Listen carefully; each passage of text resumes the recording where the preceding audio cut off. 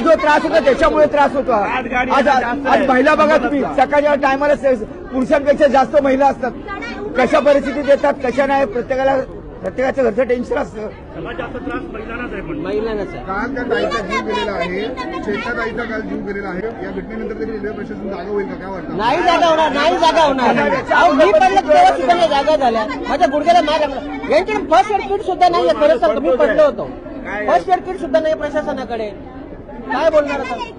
कारण लोकांना आहे ना, एक गाडी सुटलं तर अर्धा तास गाडी नाही आहे, काय करणार मग? धाव पकडायला लागतं असं आहे. त्याच्यामुळे ते गर्दी वाढत जाते. मग करायचं काय नेमकं? जो नेहमी येणारा त्या टायमिंगलाच येतो. ती गाडी लेट झाली की पुन्हा लोक वाढतात. मग करायचं काय लोकांनी? हा विषय आहे मेन. म्हणजे कधी सकाळी येणार टायमावर गाडी नसतेच.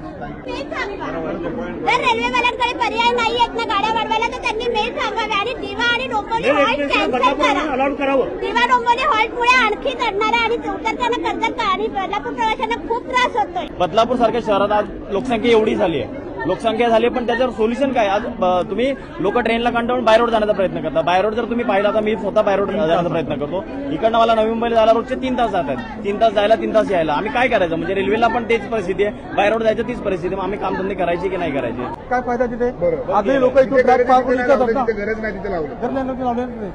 आता हे जे कालचा जो अपघात घडलाय ना, हे अक्षम रेल्वेची त्याच्यात गलती आहे. कारण काय आहे, जिथं ट्रॅक आपला जिथे प्लॅटफॉर्म संपतोय तिथे जर काहीतरी छोटासा असा अडथळा उभा केला असता तर ते मुलगी गेली तर ती पुढे तिथपर्यंत तिथं ते थांबली असती. किंवा पुढे पण रेल्वेला विचारलं ना की रेल्वे तुम्ही का रेल्वे प्रशासन उघड्या डोळ्याने झोपायचं सोंग करताय का? सोंग रेल्वे प्रशासन झोपलंच आहे ते. त्याला काही घेणं देणं नाही बदलापूरचं.